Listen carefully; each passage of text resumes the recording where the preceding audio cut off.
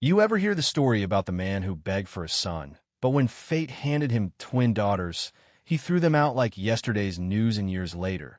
Those same girls came back, billionaires, and bought up every scrap of the empire he built? Yeah, that happened.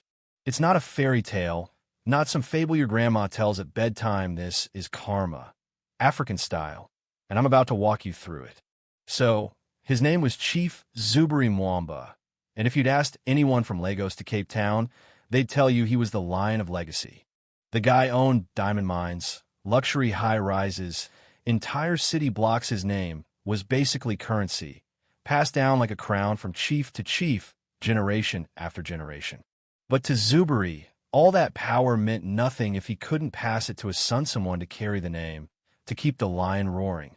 His wife, Nia, she was everything people said a woman should be: elegant, educated, tougher than a sack of nails, and beautiful in a way that made you want to straighten your shirt just walking past her. For 9 months, she prayed for a healthy baby, but Zuberi, he just wanted a boy, period. The night she went into labor, it was pouring outside, the whole mansion on high alert, nurses pacing, servants scurrying like ants. Zuberi? He walked those halls like he was about to claim a throne. Then the moment came. A cries echoed. Not one, but two little voices, twin girls, perfect and screaming their first breath into the world. But Zuberi? He just stood there, didn't crack a smile, didn't even look at those babies. Turned to Nia, voice so cold it could have frozen the sun, said, "You failed me." And Nia, weak, shaking, still bleeding, looked up, barely whispering, "There are daughters, your blood." He cut her off. "I needed a son, a lion, not lambs." Then he left the room and never came back. A week later, divorce papers on the table, and just like that, Nia and the twins were out. No house, no money, nothing but each other. Most folks figured that'd be the end of it, right?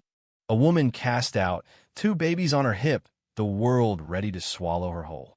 But Nia didn't break. She just got quieter, tougher. They moved into this little 2-room house in Mbali, a packed township on the edge of the city, where hope usually goes to die. She cleaned offices during the day, wove baskets by night. And every night, she told those girls, "You were born with thunder in your hearts, and one day the world will hear you roar." She named them Io and Amara. Io was the thinker, sharp, always calculating, soaking up numbers like they were sunshine. Amara was the fighter, bold and fearless, could talk her way into or out of anything. They grew up wearing hand-me-downs, uniforms stitched by candlelight, but inside, they wore invisible crowns. Every month, Nia took them to the city's edge and pointed to the skyline, saying, "One day, you'll own those towers." And here's the thing: they believed her. Didn't even blink.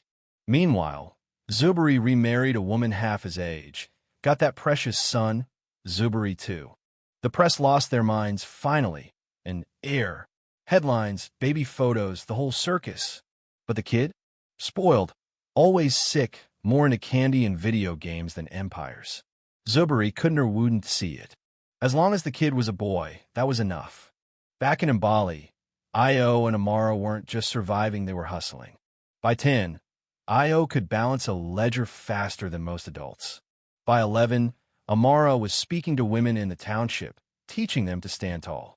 At 15, they started an online store, Thunder Twins, selling handmade jewelry crafted by local women. First it blew up in South Africa, then Nigeria, then all the way to America.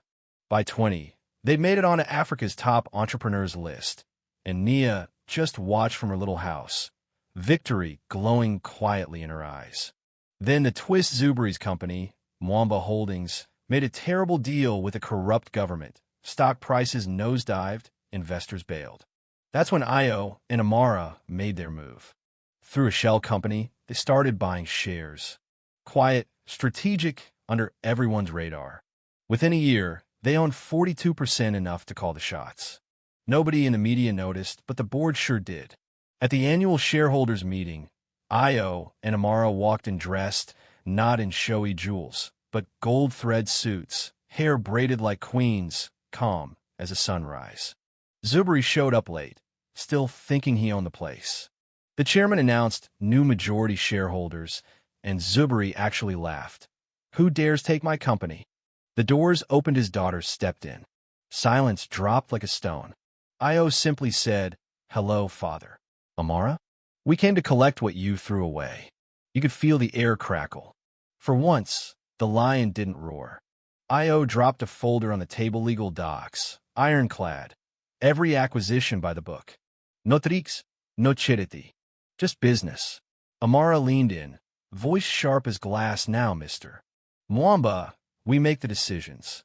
The board was stunned, some embarrassed years of laughing at the idea that girls could lead, all of it gone in a heartbeat. Zuberi tried to argue, ranting about sacrifice, but Io cut him off, soft but deadly. "We built an empire from pain." Amara added, "Difference is, we didn't let it break us." The chairman backed them up. "Your voting power is limited. The twins control the future now." Zuberi just slumped, all fight gone. Io told the room, "We're not here for revenge. We're here for restoration. This company's ignored its people, exploited women. That ends now." Amara added, "We'll invest in schools, girls in tech. Make sure no daughter grows up believing she's not enough." The board applauded, not out of duty, but pure awe. That's leadership they never saw coming. News broke: Thunder Twins take control of Mwamba Holdings. Across Africa, young women exploded with pride. Hashtags, murals, watch parties in Mbali's old shops. Nia, tears in her eyes, finally let herself believe they'd done it. The twins didn't celebrate with limos or champagne. They rebuilt their childhood school, opened a tech center for girls, bought back old land, turned into gardens, libraries, clinics.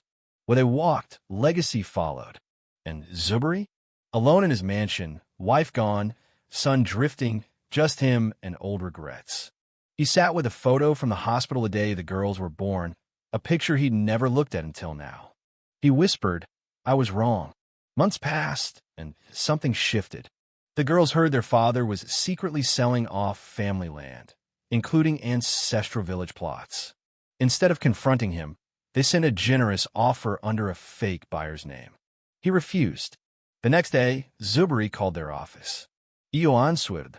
There was silence. Then, "Io, my daughter." She kept a business. "Talking's easy.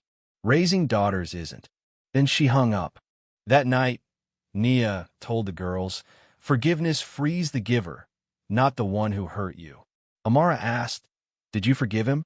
Nia smiled. "The day he left, not for him, but so I could live free." Later, the sisters learned Zuberi was dying cancer, less than a year to live. They decided to visit, not as children, but as women who'd outgrown the pain. The old mansion looked smaller, haunted. They found him in the garden, frail, lost. Amara, always bold, said, "Careful. Glass cuts when you're not looking." He broke down, said he was sorry, finally admitting the mistake. Io gave him a photo: 2 newborn girls in their mother's arms. "The last time you saw us. Now it's the last time you'll forget us." Zuberi wept. Amara said, "We didn't come to heal you. But Io, we came because we deserve peace." When they left, he whispered, "I love you." For the first time, those words didn't hurt, they were just words. In the car, Amara asked, "Why did we come?" Io said, "Because forgiving him means we win." After Zuberi passed away, there was no grand funeral, just a quiet burial, a legacy reduced to ink on paper. The twins didn't chase headlines, they let their actions echo instead.